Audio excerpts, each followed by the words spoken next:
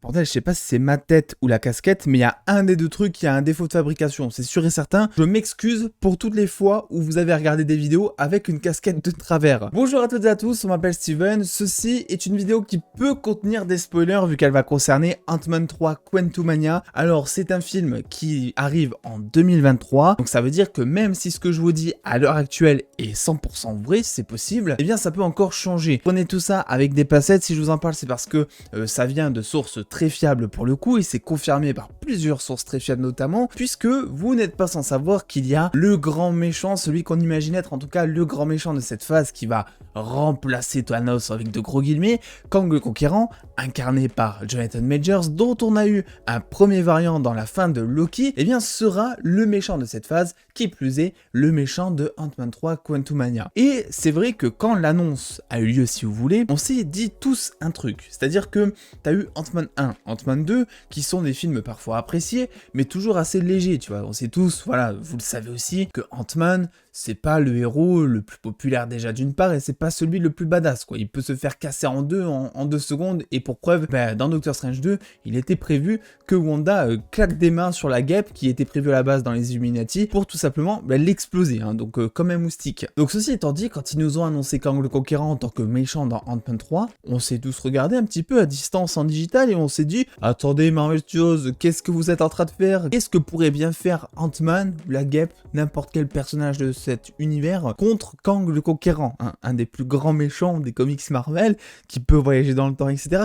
Qu'est-ce qu'il va faire le moustique, quoi, tu vois? Mais figurez-vous que donc on a potentiellement une fuite de scénario qui a eu lieu, puisque oui, il y a eu des projections test déjà du film. C'est pour ça que je peux vous dire que tout ça peut changer, etc. Parce que les projections test, c'est fait justement pour accentuer, améliorer, effacer certaines choses. Et bien figurez-vous que franchement ça coule de sens, mais de ouf. Voilà, là tu comprends direct comment est-ce qu'il peut être le méchant du film. Ça nous vient tout droit donc de Daniel Richman qui nous dit que dans un flashback, nous voyons Janet rencontrer Kang à l'intérieur du royaume quantique pendant les années où justement elle y a été piégée avant d'être secourue par son mari dans Ant-Man 2. Elle le rencontre et elle sent qu'il est une menace. On se retrouve peu à peu dans le film dans la vraie vie et on revoit Janet qui sent à nouveau la présence de Kang le Conquérant et appelle du coup toute la Ant-Man Family à aller dans le royaume quantique pour régler le souci, même si c'est assez suicidaire de faire ça. Ils explorent ensemble tout le royaume pour voir ce qui s'y passe. Ils vont notamment au royaume quantique,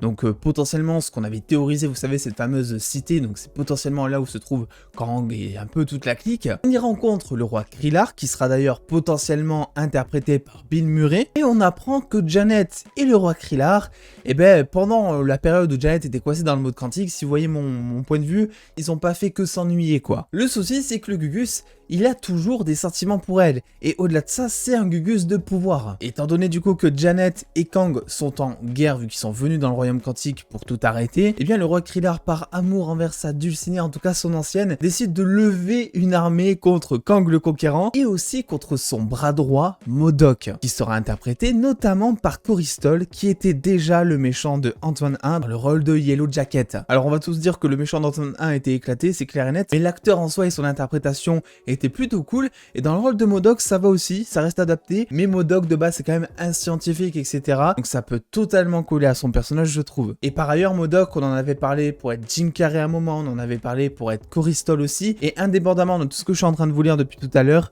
ça a été confirmé par Daniel Richman, MODOK sera interprété par Corey Stoll dans Ant-Man 3, pas officiel, à prendre avec des pincettes comme d'habitude, mais c'est très potentiellement ça qui va se passer. Je vais vous dire pourquoi tout ça colle parfaitement après. Pour en revenir à notre petit speech, MODOK donc qui a une haine immense envers les Pym, parce que c'est quand même à cause d'eux, entre guillemets, qui s'est retrouvé bloqué dans un monde qui n'existait pas auparavant, etc. Bref, au début il est contre les Pym, mais les Pym vont essayer de l'aider, potentiellement d'ailleurs on n'a pas les infos, mais le faire sortir de cette zone quantique, et donc MODOK décide de trahir son chef, de trahir Kang le Conquérant, et va aider toute la famille d'Ant-Man à le rendre impuissant, et vont réussir notamment à le coincer dans le royaume quantique, là où où avant, apparemment en tout cas, il pouvait un petit peu sortir comme il voulait. Sauf que MODOK, il a joué double jeu, et ce qu'il va faire, c'est qu'une fois que Kang le Conquérant est hors d'état de nuire, eh ben, il va tout simplement essayer de bloquer aussi la famille d'Ant-Man dans le royaume quantique, pendant que Kang le Conquérant, lui, est déjà en train de se libérer. Et là, sur la fin, on n'a pas tellement d'infos, mais il serait question tout simplement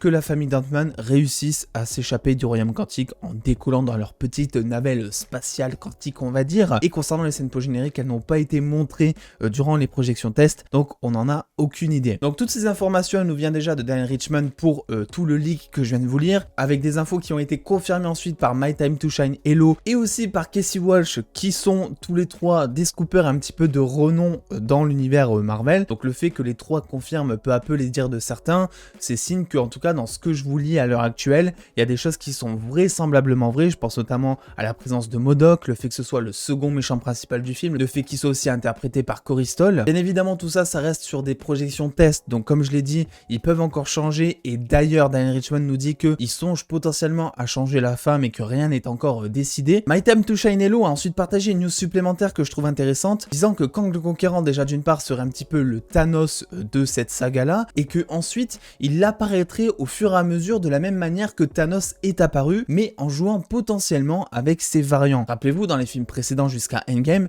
Thanos était apparu petit à petit en scène post-générique, etc., pour nous faire comprendre qu'il allait arriver et que ça allait morfler pour nos héros. Et là, en fait, ça va être un petit peu la même chose, mais apparemment avec les variants. On le sait, celui qui demeure à la fin de Loki nous a teasé une chose, qu'il était le seul variant gentil. Ma petite théorie donc, c'est qu'on pourrait voir dans certains projets plein de variants de Kang méchants avant d'arriver un petit peu au Big Boss final, un petit peu comme si on se tapait tous les sbires de Kang avant d'arriver au Big Boss dans un jeu vidéo par exemple. Et là où c'est du génie, pour faire lien avec mon intro disant que oui mais attends, mais Ant-Man contre Kang, mais il va se faire défoncer, et c'est qu'en fait on serait pas vraiment sur un Kang qui serait encore à pleine puissance, hyper développé, potentiellement pas non plus avec le look que l'on connaît encore des comics. Ça serait donc une espèce d'origin story du personnage de Kang, et pour être honnête ça serait plutôt intéressant parce qu'on profiterait de Ant-Man 3 pour t'expliquer, pour développer le personnage de Kang, un petit peu d'ailleurs peut-être de la même manière qu'on avait fait dans Infinity War avec Thanos. On nous racontait un petit peu son passé, ses ambitions, le fait qu'il adopte Gamora juste après avoir décimé la moitié de sa planète, etc.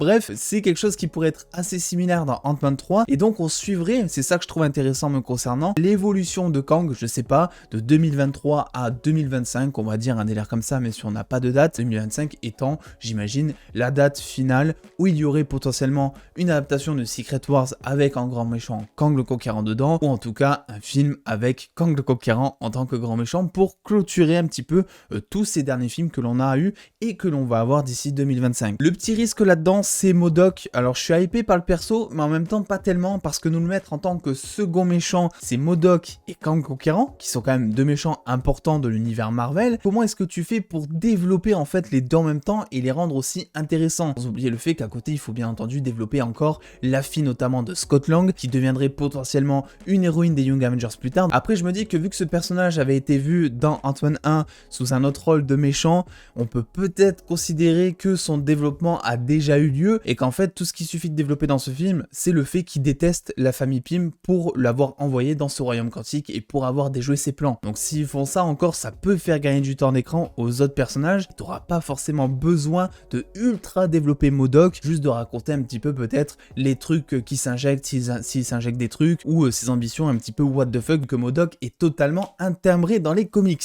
Donc écoutez, c'est vrai que je suis plutôt hypé, j'avais un petit peu peur qu'on nous présente directement Kang le Conquérant, d'autant plus qu'on pouvait pas tellement théoriser sur le fait que oui, il peut peut-être s'agir d'un variant de Kang dans Ant-Man 3, etc. Mais non, vu que Kevin Feige a bien introduit que Jonathan Majors jouerait Kang le Conquérant dans Ant-Man 3. Et on rappelle que les variants sont absolument des personnages qui sont différents des autres variants en fait. Donc le fait de tracer peut-être une origin story, de voir des flashbacks avec notamment Kang jeune, de voir évoluer un petit peu toutes ses ambitions, et pourquoi pas monter un plan machiavélique avec une transformation à la fin du film, où je sais pas, on comprendrait qu'en fait il a totalement changé par rapport à l'époque où il était avec Janet dans le royaume et qu'ils étaient un petit peu en mode exploration par exemple. C'est une chose qui me botte bien. Alors bien évidemment, comme je vous l'ai dit, c'est à prendre tout ça avec d'énormes facettes. Ça vient potentiellement évidemment de sources fiables, mais comme je l'ai dit, ça vient d'une projection test, et voilà, on le sait, les projections test sont là pour être changer en fait, pour évoluer. Il y a toujours des choses qui changent, même si ça plaît, on essaie d'améliorer certains points ou autres. Donc la surprise restera quand même au rendez-vous, même que vous ayez vu cette vidéo. C'est un petit peu de la même manière finalement que les 3 Spider-Man, où voilà, on était quasi sûr qu'ils étaient là, mais en même temps on attendait de voir le film pour être sûr et certain qu'ils étaient là, que je puisse garder mon métier après vous avoir dit pendant un an qu'ils seront présents. N'hésitez pas du coup à me donner votre avis sur ce leak potentiel. Que pensez-vous de ce scénario si jamais il est vrai? N'oubliez pas de me suivre aussi sur Twitch, Insta et Twitter et de lâcher le petit pouce bleu. Et puis en attendant les dos, prenez soin de vous, faites-vous bien kiffer. Des bisous les dos.